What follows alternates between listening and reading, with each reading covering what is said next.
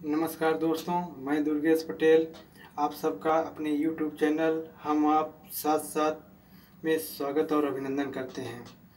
दोस्तों, आज के इस वीडियो से हम भारतीय संविधान और राज्य व्यवस्था के बारे में एक शुरुआत करते हैं। इसके एक सिलसिलेवार शुरुआत करेंगे। क्रमवार हम वीडियो दर वीडियो आपको भारतीय संविधान और राज्य व्यवस्था के बारे में बताते चलेंगे। दोस्तों, अगर आप सबको हमारा वीडियो अच्छा लगेगा तो लाइक करिएगा और साथ में अपने दोस्तों मित्रों के साथ इस वीडियो को शेयर करिएगा और हमारे चैनल को सब्सक्राइब करके बेल आइकन का बटन दाबकर ऑल कर लीजिएगा ताकि आगे आने वाले वीडियो आप सबको मिलते रहें। तो चलो दोस्तों शुरू करते हैं। देखिए, पहला टॉपिक है आओ भारतीय संविधान को जानें। आओ भारतीय संविधान को जानें। तो दोस्तों, हम भारतीय संविधान को जानें इससे पहले हमको ये जानना होगा कि राज्य क्या है, क्योंकि किसी राज्य के लिए ही संविधान का निर्माण किया जाता है। तो संविधान को जानने से पहले ये ज़रूरी है हम सबको जानना कि राज्य क्या है। तो शुरू करते हैं कि राज्य क्या है या राज्य किसे कहते हैं, ये बताने के लिए। दोस्तों, राज्य एक आधुनिक अवधारणा है। राज्य एक आधुनिक अवधारणा है जिसका विकास 16वीं शताब्दी में हुआ और राज्य शब्द का सर्वप्रथम प्रयोग मैकियावेली ने अपनी पुस्तक दी प्रिंस में किया है। तो ये तो क्लियर हो गया, ये आप लोग नोट कर लीजिएगा कि मैकियावेली ने अपनी पुस्तक दी प्रिंस में राज्य शब्द का सर्वप्रथम प्रयोग किया है। अब आते हैं कि राज्य है क्या। राज्य वो है जिसमें निम्नलिखित 4 तत्व पाए जाते हों। ये 4 तत्व कौन कौन से हैं? नंबर 1 पे है जनसंख्या, यानी पर्याप्त जनसंख्या। किसी राज्य के निर्माण के लिए एक निश्चित जनसंख्या आवश्यक नहीं है, बल्कि इतनी जनसंख्या होनी चाहिए कि उसमें शासन व्यवस्था सुचारू रूप से चलाया जा सके। अर्थात जनसंख्या ना तो बहुत अधिक होनी चाहिए और ना ही बहुत कम। महान यूरोपीय दार्शनिक प्लेटो ने एक आदर्श राज्य की जनसंख्या 50,040 निर्धारित की। तो उनके महान शिष्य अरस्तु ने राज्य के लिए पर्याप्त जनसंख्या शब्द का प्रयोग किया है। अर्थात हालांकि उन्होंने 1 लाख तक की जनसंख्या को राज्य के लिए पर्याप्त जनसंख्या माना। उनके अनुसार किसी राज्य की जनसंख्या इतनी कम ना हो कि वह अपनी सुरक्षा स्वयं ना कर सके और इतनी अधिक भी ना हो कि वो आत्मनिर्भर ना बन सके। इसीलिए उन्होंने राज्य के लिए जनसंख्या पर्याप्त जनसंख्या शब्द का प्रयोग किया। वहीं रूसो ने एक आदर्श राज्य के लिए ये 10,000 है, 10,000 की जनसंख्या को पर्याप्त बताया है। 10,000 था। मैंने एक वीडियो बनाते समय अभी थोड़ी देर पहले वीडियो बनाते समय इसको कलर कर दिया था। आप लोग यहाँ 10,000 है, ये क्लियर कर लीजिएगा। जनसंख्या को पर्याप्त बताया है। दूसरा है निश्चित भू क्षेत्र। इसका तात्पर्य है राज्य की सीमा एक निश्चित भू क्षेत्र, यानी राज्य की सीमाएं निश्चित हों, अर्थात स्थल मंडल, जल मंडल और नभ मंडल तीनों ही क्षेत्रों में इसकी सीमाएं निश्चित हों। एक निश्चित भू क्षेत्र के अलावा इसके अंदर आने वाले झील, झरना, नदी, रेगिस्तान, पहाड़, पर्वत, पशु पक्षी और सभी जीव उस भू क्षेत्र के अंतर्गत आने वाले सभी जीव जंतु शामिल राज्य के अंतर्गत आते हैं, शामिल हैं। यदि किसी राज्य के निकट कोई समुद्र है तो 3 मील और 12 मील तक 3 मील या 12 मील तक समुद्र का क्षेत्र उस राज्य का क्षेत्र माना जाता है। यद्यपि कुछ विद्वान जैसे सीले हैं, हाल हैं, डिग्वी हैं आदि, इन्होंने भूमि को राज्य का आवश्यक तत्व नहीं माना है। वहीं मैक्स वेबर, ये हैं मैक्स वेबर, कलवर आदि ने भूमि को राज्य का आवश्यक तत्व माना है। अब तीसरा पॉइंट है, एक सरकार, यानी कि एक राज्य के लिए व्यवहारिक रूप से एक सरकार का होना जरूरी है। यद्यपि राज्य और सरकार में अंतर नहीं माना जाता, क्योंकि राज्य की नीतियों को राष्ट्रीय और अंतर्राष्ट्रीय स्तर पर सरकार ही व्यक्त करती है। हाब्स वो पहला विचारक है जिसने राज्य और सरकार में कोई अंतर नहीं माना। इसको भी नोट कर लीजिएगा, मैंने कलर कर दिया है इसीलिए कि ये सब एग्ज़ाम के दृष्टि से महत्वपूर्ण है कि कौन सा विचारक था जिसने राज्य और सरकार में कोई अंतर नहीं किया है। तो प्रथम विचारक हॉब्स था। वहीं लॉक वो पहला विचारक है जिसने राज्य और सरकार में अंतर स्पष्ट रूप से अंतर किया है। अब दूसरा पॉइंट है, राज्य अमूर्त संस्था है जबकि सरकार उसका मूर्त रूप है। दिखाई दे रहा है, राज्य एक अमूर्त संस्था है यानी कि राज्य दिखाई नहीं देता, जबकि सरकार जो उसका प्रतिनिधि करता है, उसका एजेंट है, वो दिखाई देता है और उसका मूर्त रूप है। राज्य अमूर्त है, इसका कोई स्वरूप नहीं है, ये अमूर्त है। और सरकार जो दिखाई, जिससे भारत सरकार आपको पता है, भारत सरकार वर्तमान में कौन है, प्रधानमंत्री नरेंद्र मोदी और उनके मंत्रिमंडल सहित भारत सरकार है। लेकिन राज्य का कोई स्वरूप जो है वो दिखाई नहीं देता कि भारत राज्य कौन सा है, इसलिए कहा जाता है भारत ये एक अमूर्त संस्था है। राज्य का आकार विशाल और व्यापक है।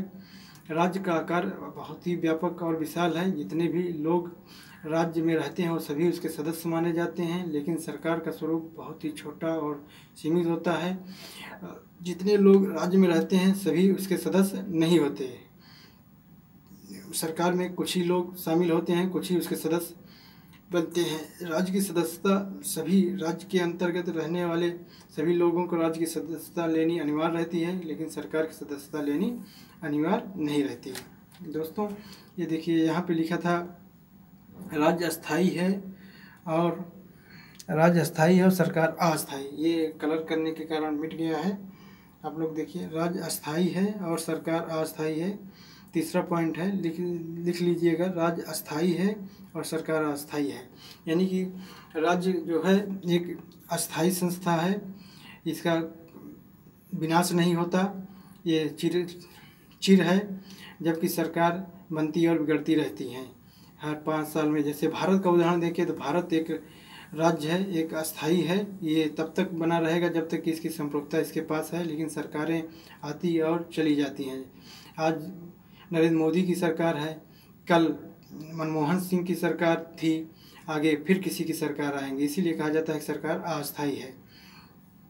तीसरा पॉइंट है, सरकार राज्य का संवाहक या एजेंट है। सरकार राज्य का संवाहक या एजेंट है, यानी कि जो भी सरकार बनाई जाती है, किसी भी राज्य के अंतर्गत जो भी सरकार रहती है वो राज्य का एक एजेंट के रूप में कार्य करती है। आंतरिक यानी कि गृह नीतियों के अलावा बाहरी नीति, विदेश नीति का निर्धारण करते समय भी वो राज्य का प्रतिनिधित्व ही करता है। जैसे भारत का प्रधानमंत्री अगर अमेरिका में जाकर किसी संधि का निर्माण या किसी संधि पर हस्ताक्षर करता है तो उसे भारत सरकार नहीं बल्कि भारत सरकार की संधि मानी जाती है। अगला पॉइंट है, सरकार के स्वरूप से राज्य का स्वरूप निर्धारित होता है। यानी कि कहने का मतलब ये है कि यदि राज्य में एक व्यक्ति का शासन है तो राजतंत्र, यानी कि जो शासन व्यवस्था रहती है, किसी राज्य में जो शासन व्यवस्था रहती है उसी के स्वरूप से राज्य के स्वरूप का निर्धारण होता है। जैसे अगर राज्य में शासन व्यवस्था राजतंत्र है तो उसे राजतंत्रात्मक राज्य कहा जाएगा, यदि ये लोकतंत्र है तो उसे लोकतंत्रात्मक राज्य कहा जाएगा, यदि साम्यवादी शासन व्यवस्था है तो उसे साम्यवादी राज्य कहा जाता है। इस तरह सरकार का स्वरूप बदलने से, परिवर्तित होने से राज्य का स्वरूप भी स्वतः बदल जाता है। सरकार की अच्छाई और बुराई पर राज्य की अच्छाई और बुराई निर्भर करती है। यानी कि कोई सरकार अच्छा कार्य कर रही है तो उसे राज्य अच्छा माना जाएगा, राज्य की अगर कोई सरकार बुरा कर रही है तो उसे राज्य का बुरा माना जाएगा। सबसे महत्वपूर्ण देखिए, यदि संप्रभुता राज्य में निहित होती है, यद्यपि संप्रभुता राज्य में निहित होती है किंतु उसका प्रयोग सरकार द्वारा किया जाता है। ये संप्रभुता शब्द आप लोग नोट पॉइंट कर लीजिएगा। संप्रभुता राज्य का सबसे महत्वपूर्ण तत्व है। ये राज्य में निहित होता है, किंतु उसका प्रयोग सरकार द्वारा किया जाता है। यही इसका सबसे आवश्यक तत्व भी है। देखिए चौथा पॉइंट संप्रभुता का ही है। ये जो है राज्य का, इसे राज्य का प्राण तत्व कहा गया है। ये देखिए नोट किया गया है, कर लीजिएगा कलर से। राज्य का प्राण तत्व कहा गया है। ये इसकी महत्ता इसी समझ सकते हैं, इसे राज्य का प्राण तत्व कहा जाता है। इसका अर्थ है सर्वोच्च सत्ता। इसके अभाव में राज्य की कल्पना नहीं की जा सकती। इसी संप्रभुता के कारण राज्य अपने गृह नीति और विदेश नीति का निर्धारण स्वयं करता है, अर्थात अपने एजेंट सरकार से करवाता है। और इस शब्द का सर्वप्रथम प्रयोग बोधा ने अपनी पुस्तक रिपब्लिका में किया है। इसको भी नोट कर लीजिएगा कि संप्रभुता शब्द का सर्वप्रथम प्रयोग किसने किया? बोधा ने अपनी पुस्तक रिपब्लिका में किया है। तो संप्रभुता के बारे में हम बढ़िया से बताते हैं आपको, है क्या ये। तो जैसे भारत, पाकिस्तान, अमेरिका, बांग्लादेश, श्रीलंका, ये सब राज्य हैं। इनसे चारों तत्व इन सभी राज्यों में पाया जाता है। लेकिन उत्तर प्रदेश हुआ, जम्मू कश्मीर हुआ, न्यूयॉर्क हुआ, लंदन हुआ, पेरिस हुआ, ये सभी राज्य नहीं हैं, क्योंकि इनके पास संप्रभुता नहीं होती। जैसे मान लें हम भारत सरकार का ले लें, भारत एक राज्य है, लेकिन उत्तर प्रदेश राज्य नहीं है, क्योंकि इसके पास संप्रभुता नहीं है। यद्यपि इसकी इसका जो है, इनके पास कुछ लोकतंत्रात्मक सरकारें हैं, आंतरिक मामलों में ये स्वतंत्र भी हैं, अपनी नीतियां भी बनाती हैं, किंतु बाहरी क्षेत्र में ये विदेश नीति का निर्धारण स्वयं नहीं करती। इनके पास संप्रभुता नहीं है कि ये अपनी विदेश नीति का निर्धारण कर सकें। इसी प्रकार जम्मू कश्मीर भी भारत का एक प्रांत है, राज्य नहीं है, क्योंकि संप्रभुता उसके पास नहीं है। इसी प्रकार अमेरिका में 50 राज्य हैं, इनके बारे में आपको बताते हैं। वहाँ 50 राज्यों के सभी राज्यों के अपने संविधान हैं, अपने कानून हैं, अपनी न्यायपालिका है, अपने विधायिका है, सब कुछ है। फिर भी उनको विदेश नीति का निर्धारण करने का अधिकार नहीं है। इसलिए वो सभी जो है संयुक्त राज्य अमेरिका के राज्य प्रांत कहे जाते हैं, न कि अलग से राज्य। इससे स्पष्ट है कि स्वतंत्रता के पूर्व भारत भी एक राज्य नहीं था, क्योंकि भारत की नीतियों का निर्धारण अंग्रेज करते थे, जो ब्रिटेन के नागरिक थे। 15 अगस्त 1947 से पहले भारत एक ब्रिटिश उपनिवेश था, क्योंकि यहाँ की सरकार और कानून और इसकी आंतरिक और बाह्य नीतियाँ सभी अंग्रेजों द्वारा निर्धारित की जाती थी। और अंग्रेज कौन थे? अंग्रेज ब्रिटेन राज्य की संप्रभुता के अधीन यहाँ आकर रहते थे और कार्य करते थे, सरकार चलाते थे। स्पष्ट है, अर्थात जो अंग्रेज आए थे भारत में, कंपनी शासन के अंतर्गत यहाँ पर शासन किया। उसके बाद महारानी गढ़ के अंतर्गत शासन किया। वो सब जो है ब्रिटिश राज्य के प्रति उत्तरदायी थे, भारत राज्य के प्रति उत्तरदायी नहीं थे। वो भी इसीलिए जो है भारत जो है स्वतंत्र उस समय नहीं था, और भारत को एक राज्य की संज्ञा नहीं दी जा सकती। 15 अगस्त 1947 से लेकर 25 जनवरी 1950 तक भारत अधिराज्य या डोमिनियन स्टेट था। अब ये अधिराज्य क्या है? अधिराज्य कहने का मतलब क्योंकि इस दौरान सरकार भारतीयों की थी। आपको पता होगा कि भारत 15 अगस्त 1947 को आज़ाद हो गया था, स्वतंत्र हो गया था। तो इसका मतलब स्वतंत्र तो हो गया था, लेकिन 25 जनवरी 1950 तक, 15 अगस्त 1947 से 25 जनवरी 1950 तक भारत के संविधान का निर्माण किया जा रहा था। और भारत सरकार जो स्वतंत्र सरकार तो थी, लेकिन भारत शासन अधिनियम 1935, ये भारत शासन अधिनियम 1935 के अंतर्गत के कानून, भारत शासन अधिनियम के अंतर्गत ही वो शासन व्यवस्था चला रही थी। यानी कि भारत शासन अधिनियम 1935 का अधिनियम जो है वो अंग्रेज़ों का द्वारा लाया गया अधिनियम था, अंग्रेज़ों का कानून था, और उसी के अंतर्गत ही 15 अगस्त 1947 से लेकर 25 जनवरी 1950 तक भारत सरकार ने कार्य किया। इसीलिए उस दौरान की सरकार को या उस दौरान के राज्य को अधिराज्य या डोमिनियन राज्य की संज्ञा दी जाती है।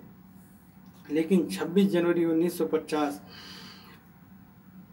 को जब भारत का संविधान पूर्ण रूप से लागू हो गया, 26 जनवरी, आप सबको पता होगा कि 26 जनवरी 1950 को भारत का संविधान पूर्ण रूप से भारत के सभी क्षेत्र में लागू हो गया। तो उसी दिन से भारत एक संपूर्ण बहुत संपन्न राज्य बन गया। तो 26 जनवरी 1950 से जिस दिन भारत का संविधान पूर्ण रूप से लागू हुआ, उस दिन से भारत एक संपूर्ण बहुत संपन्न राज्य माना जाने लगा। तो ये रही राज्य की प्रकृति, उसका स्वरूप, राज्य किसे कहते हैं के बारे में एक छोटी सी जानकारी। अगर दोस्तों आप सबको ये वीडियो अच्छा लगा हो तो वीडियो को लाइक करिएगा और अपने दोस्तों के भी इस वीडियो को शेयर करिएगा ताकि अधिक से अधिक लोगों को इसके बारे में जानकारी हो सके। और साथ में हमारे चैनल को सब्सक्राइब करके बेल आइकन का बटन दाब दीजिएगा ताकि आगे आने वाले वीडियो का नोटिफिकेशन आप सबको मिलता रहे। दोस्तों अगर कमेंट करके बताइएगा कि क्या मैं इसके आगे के बारे में वीडियो बनाऊं। अगला टॉपिक हमारा संविधान के ऊपर रहेगा, क्योंकि अब भारत संविधान स्वतंत्र हो चुका है और संविधान लागू हो गया है। तो अब हम अगला टॉपिक जो है संविधान के ऊपर लेंगे।